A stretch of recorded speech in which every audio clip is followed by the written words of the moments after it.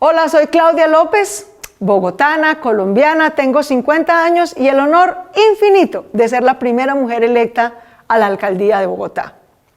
Me encanta compartir con innovadores en diferentes áreas tecnológicas, económicas, comerciales.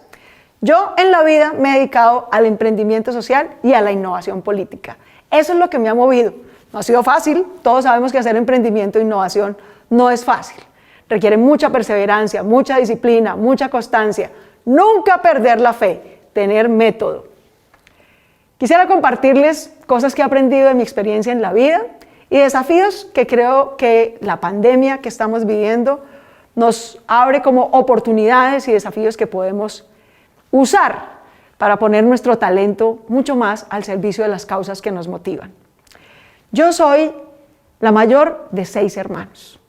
Soy hija de una maestra, de un hombre humilde que nació en Cucaita, Boyacá, y que no pudo terminar un ciclo educativo en la universidad ni nada por el estilo, pero se dedicó al emprendimiento y a ser comerciante toda su vida y salió adelante. Mi madre es el amor personificado, es además el amor por la lectura, es maestra. Mi padre es el rigor, la disciplina, el trabajo es lo que nos va a sacar adelante y ha sido una gran combinación en la vida. Yo crecí llena de amor, llena de ejemplo, llena de motivación por lo público en los debates que veía en la mesa de mi casa y en mi familia. Creí siempre que había sido por ser juiciosa y disciplinada y determinada que había podido salir adelante en las cosas que me había propuesto en la vida. Pero estudiando me di cuenta que en realidad vivimos en una sociedad profundamente desigual y que lo que había logrado construir en la vida era en buena medida fruto del azar, de que me había ido bien en ciertas cosas estructurales que yo no podía controlar en la vida, pero también de la determinación, de la agencia, de mis propias decisiones. Tal vez a lo largo de los años, y se los invito a leer, de la lectura, que tengo un profundo amor por la lectura, uno de los libros que más me ha motivado, además de las biografías que me encantan, es el libro sobre movilidad y equidad social en Colombia. Los invito a que lo lean. Ese libro ilustra muy bien cómo Colombia es una sociedad en cuya desigualdad se expresa en que el 70% de las oportunidades que tenemos en la vida dependen de 3 factores que no podemos controlar. Dependen de la región en la que nacimos, del origen étnico de nuestros padres y del nivel educativo de nuestra madre. El 70% de lo que un colombiano en promedio llega a ser o no ser depende de esos 3 factores estructurales que no puede controlar. Uno no escoge dónde nace ni de quién nace. Tal vez lo que más me ha motivado a la innovación pública, a la innovación política, que no es otra cosa que ganarse la legitimidad y ejercer el liderazgo para la transformación propia y la transformación colectiva. Lo que más me ha motivado para hacer esa innovación pública es invertir esa proporción. Que el 70% de lo que somos en la vida dependa de nuestra agencia, de nuestras decisiones, de nuestros errores o nuestros aciertos, pero no de factores que no podemos controlar. Esa es una de las grandes cosas que nos diferencian con países más desarrollados social, económicamente que el nuestro. Debo decir que en el 70% tuve suerte. No dependió de mí, lo descubrí en la vida y eso me enseñó humildad. No había sido por mi disciplina ni mis méritos. En buena medida fue porque en los 3 factores que no podía controlar tuve mucha suerte. Nací en Bogotá, todos sabemos que es muy distinto eso a las oportunidades de vida que tiene alguien que nace en Bichada o en Guapi o en Chocó.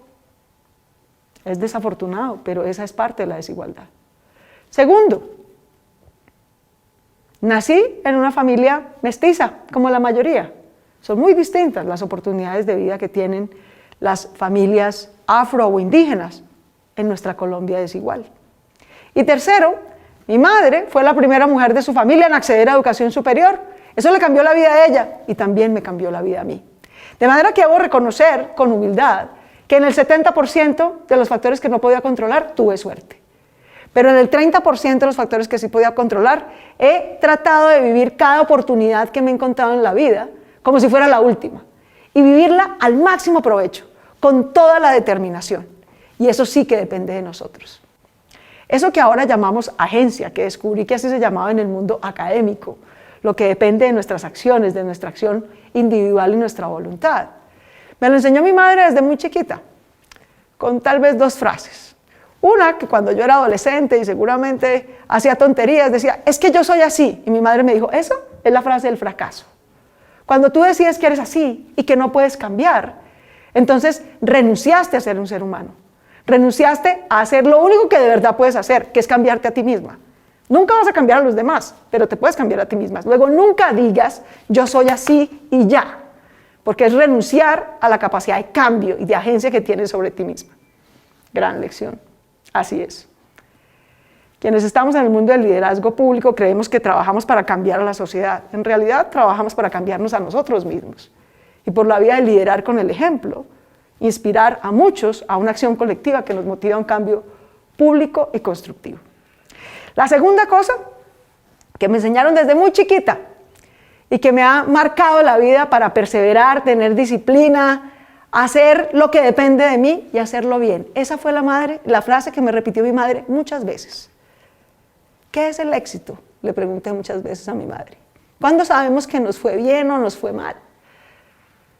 Me dijo, ¿tú qué crees? Y yo, que era muy chiquita, le dije, pues cuando ganamos, cuando por ejemplo estamos en una competencia y ganamos. Me dijo, entonces cuando perdemos en un partido o cometemos un error, no aprendimos y no ganamos.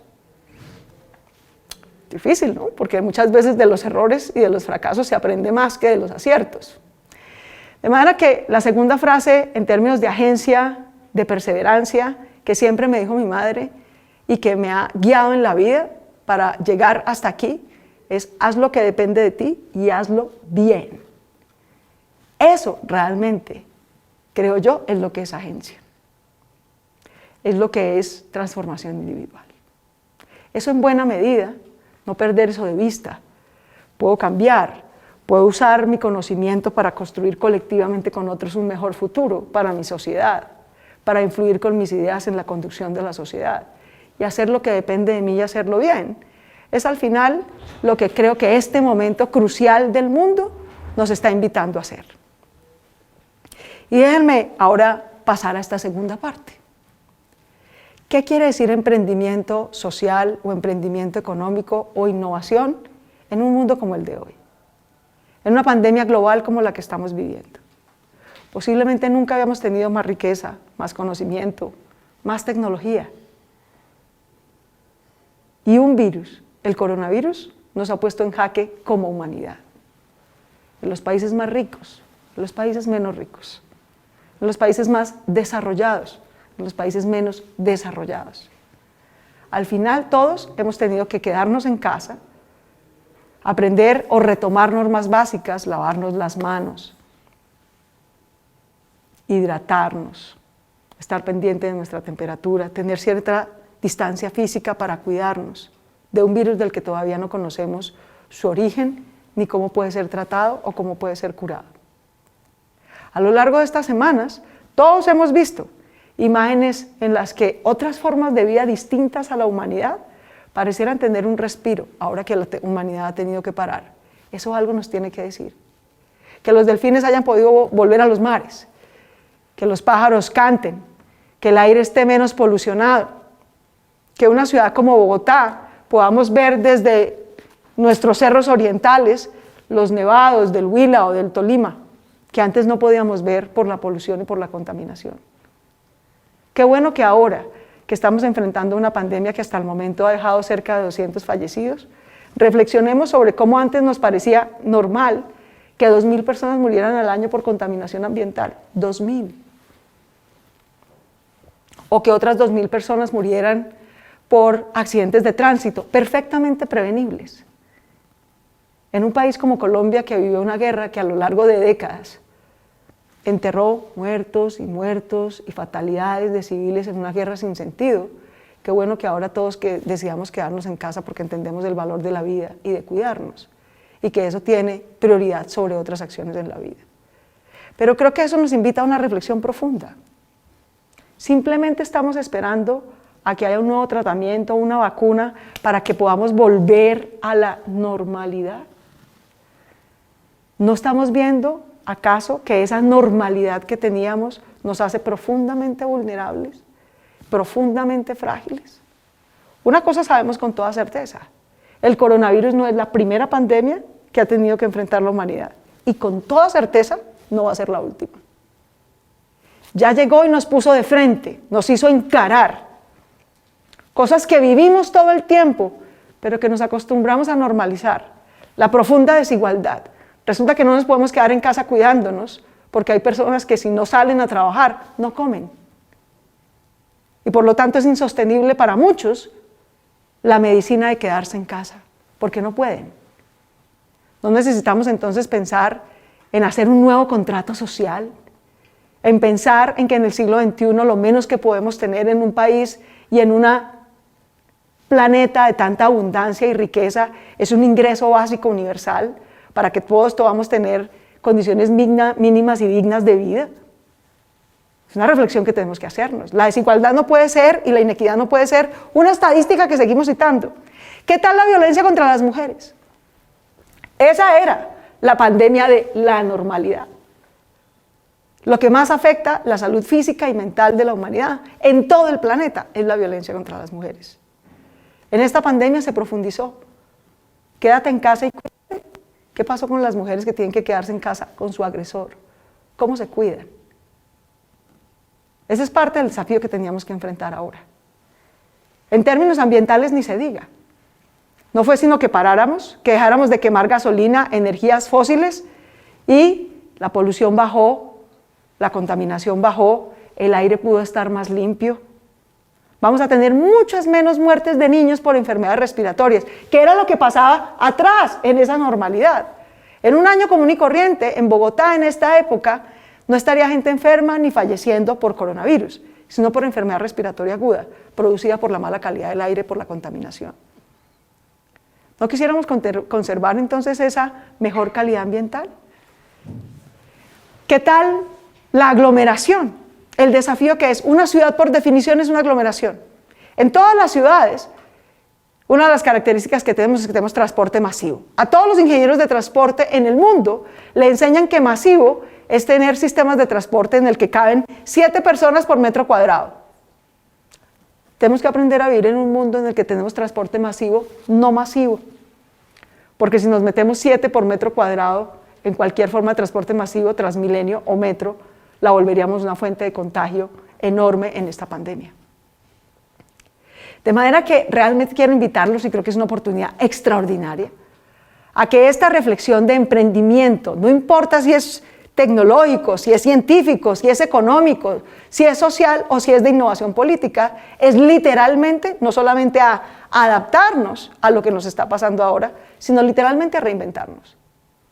Y eso va a depender fundamentalmente de nuestra inteligencia y acción colectiva. Venimos de un mundo en el que la normalidad significa inequidad, desigualdad, polución, contaminación, cambio y crisis climática, insostenibilidad, jerarquías, exclusión, muchas formas de discriminación que afectan a la humanidad. Nuestro gran desafío como emprendedores ahora es resistirnos a la tentación de quedarnos en casa en unas semanas, esperar una vacuna para volver a esa normalidad. Nuestra gran oportunidad como individuos, como seres humanos, como sociedades, es construir una nueva normalidad. Que normalidad quiera decir acción colectiva, no simplemente habilidad individual. Que normalidad quiera decir equidad. Que normalidad quiera decir producción y consumo sostenible, donde reciclamos, separamos, reutilizamos, donde producimos y usamos energía de una manera mucho más sostenible con el planeta, donde aprendemos a movilizarnos de manera distinta, caminando más, usando más bicicleta o modos de transporte alternativos que no contaminen, donde vivimos tal vez en mayor proximidad, para no tener que cruzar grandes distancias en sistemas de transporte masivo para ir a trabajar o estudiar. ¿Qué tal estudiar? ¿Cuáles son las habilidades que necesitamos en el siglo XXI? Si algo está teniendo un desafío enorme en esta época es la educación. La mitad de los jóvenes que terminan educación pública en Bogotá no pueden acceder a educación superior. Aun si tuviéramos hoy toda la plata para poderles brindar un cupo, ¿cuáles son realmente las competencias, las habilidades, las carreras que les van a abrir oportunidades a ellos y a permitir que su conocimiento contribuya a la acción colectiva en el siglo XXI? ¿Qué es lo que debemos estudiar? ¿Cómo debemos formarnos? Vamos a tener más trabajo virtual, más educación virtual, nuevas competencias, más acción colectiva, necesitamos mucha más empatía, necesitamos más proximidad, necesitamos formas de movilidad en las que no dependamos de formas de transporte tan masivo, necesitamos formas de sostenibilidad que no sigan contaminando y calentando el planeta, ni más ni menos. Ese es el contexto de emprendimiento que nos tocó en esta era. Eso va a requerir innovación social, innovación tecnológica, innovación pública, nuevas formas de liderazgo, donde las voces de los jóvenes, de las mujeres, de los grupos usualmente excluidos, no vuelvan a quedar excluidos. Esa era la normalidad antes, pero en buena medida por eso no tenemos un contrato social adecuado. En Bogotá estamos tratando de que ese desafío que ya traíamos antes y que nos ha puesto de frente el coronavirus y esta pandemia, nos permita proponerle a nuestra ciudad que construyamos un nuevo contrato social y ambiental para la Bogotá del siglo XXI.